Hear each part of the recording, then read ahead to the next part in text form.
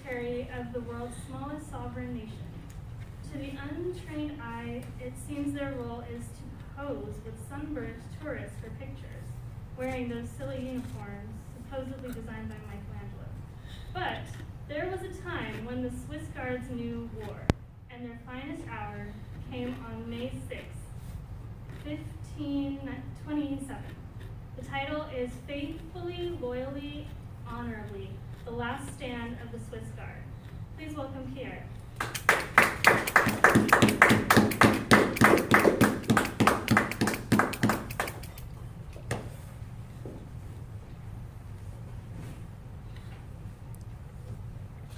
In May of 1527, Pope Clement VII was probably regretting his decision to join the French alliance. A few years prior to that, the King of France declared war on Holy Roman Emperor Charles V, who'd been elected emperor over him. He was now pissed. He went to war with him, and the Pope decided to actually join the King of France as a check on the Holy Roman Emperor's power. Fast forward a few years, that war was not going so well. The Emperor's troops seized the initiatives, and they conquered Lombardy in northern Italy before the troops could even organize a defense there. Now, near the summer of 1527, the troops of the Emperor were outside the gates of Rome. Now, was Rome prepared to face a siege? No, it was not. The ancient walls built by Emperor Marcus Aurelius still surrounded Rome. However, Rome didn't have enough defenders. What about the young fighting age men of the city, the pride and flower of Roman manhood? A few years ago, they had been defeated in open battle in northern Italy. Those who weren't killed would die from waterborne illnesses, the rich would be captured and ransomed, the poor would be captured and sold into slavery. The Roman militia was now scraping the very bottom of the barrel. They were now, as Tolkien poignantly wrote, made up of boys who'd seen too few summers, or old men who'd seen too many. There was no longer any effective leadership in Rome. Pope Clement was a decent soldier when he was a young man, and compared to some of his predecessors, he was even a decent man. However, now at his age, he was old, he was sick, he did not have the proper energy to organize a defense of a siege. With this volatile situation, it now only takes one spark to light the powder keg.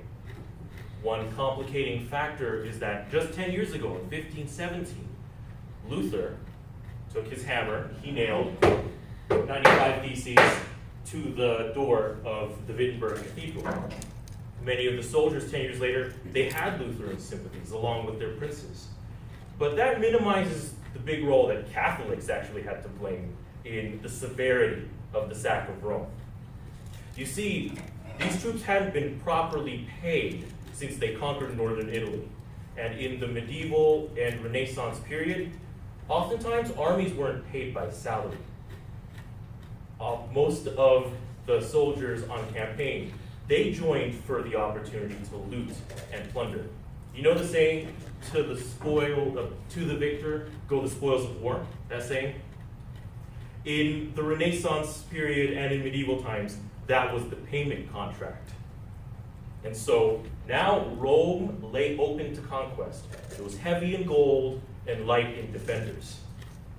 So with this situation in mind, side by side, the Catholic and Lutheran soldiers were now pounding at the gates. I would not have wanted to be a militiaman within the gates or on the walls that day. This was the early days of firearm warfare, and while guns had already proven themselves effectively on the battlefield, they would only fire one shot, and you would take a long time in order to reload them. It would often make more sense after you fired your muskets to just put them down, pick up spears and swords, and then close in. If you've ever trained with melee weapons, I'm not saying that the mastery of modern firearms is not difficult, but with melee weapons, it's even more complicated. You have to get timing, you have to get distance, you have to look for and create openings, and it's just so much more difficult to master. It rewards experience when you learn to fight with it.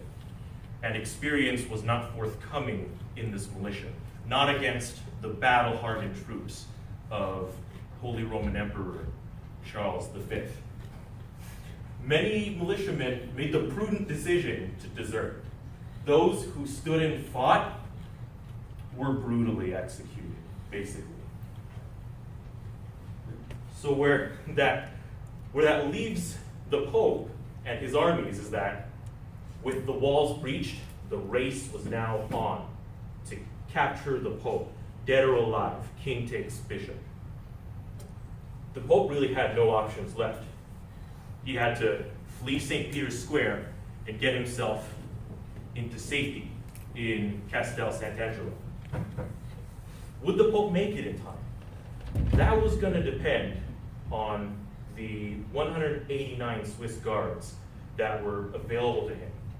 42 were to accompany the Pope back into the castle, but 147 would make their last stand at St. Peter's Square to buy the Pope time. So finally, the Holy Roman Emperor's troops, they arrive at the square. Their arquebusiers, they fix their sights, they fire. The Swiss guards return fire, but feebly. There are only 189 of them against several thousand. With the smoke clearing, the Holy Roman Emperor's pikemen, they fix their pikes and they charge in. The Swiss guards lower their halberds to meet them. It goes just about as well as you'd expect in such a lopsided fight. For all their skill and experience, the Swiss guards did not suffer a worse fate than the militia. They were killed to a man, all 147 of them. The commandant's own wife, watching from safety in the papal apartments, saw her husband get stabbed to death on the steps of St. Peter's Basilica. At the same time, they succeeded in their immediate objective. The Pope was able to escape with the rest of his Swiss guards. 6 of them picked him up by the shoulders, ran him through the secret passage from St. Peter's over to Castel Sant'Angelo with the scarlet papal robes flowing behind them. From the castle, they were safe from being assaulted, but they had to watch helplessly as the wealth of Rome was plundered. And every day, Lutheran troops would come up to the castle, look up, and they would insult the Pope to his face. About a month later, after a month of this house arrest, the Pope surrendered. Pope Clement VII would never defy the Holy Roman Emperor again. Even when King Henry VIII of England requested an annulment from him, he didn't dare comply with the request. And that's because Catherine of Aragon was the aunt of, you guessed it, Charles V, the Holy Roman Emperor, and he was not going to defy him ever again. So, Madam Toastmaster, fellow improv masters, welcome guests who are invisible. I don't know why I find the last stand of the Swiss Guard so compelling. Unlike the 300 at Thermopylae, the Swiss Guards' war is largely forgotten. Their sacrifice seems almost in vain. The King of France lost that war, and the Pope's ambitions of continental political relevance died with those 147 Swiss guards. The Papal States would hobble along until the Italian Risorgimento finally put them out of their misery. Why did these 147 fight to the death? I could imagine doing that for family, but for these Swiss guards, family was back in the Swiss Alps. These were technically mercenaries. To paraphrase Niccolò Machiavelli, mercenaries have no reason to keep fighting except for their stipends. And those stipends would never be big enough to make men willing to die. Was it for the church, or was it for the Pope? I'm not sure. I'm a practicing Catholic, and I can personally name several other popes that I would much rather die for than Pope Clement VII. And in the end, I'm left with more questions than answers. Every May 6th, for centuries now, new Swiss guards are initiated in a large courtyard in the Vatican. It's usually sunny. It's Italy, just like that day hundreds of years ago when the 147 laid down their lives. One by one, they march up in their Xanthic uniforms, and they lay their left hands on the Pope's coat of arms, and they raise their right. And then they say, "I solemnly swear, faithfully, loyally, honorably, to protect the Supreme Pontiff and his legitimate successors, and to give up my life, if necessary, to defend them. May God and the saints help me."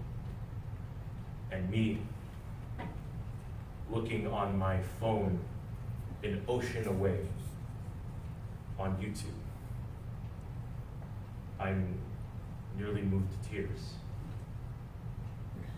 Madam Toastmaster.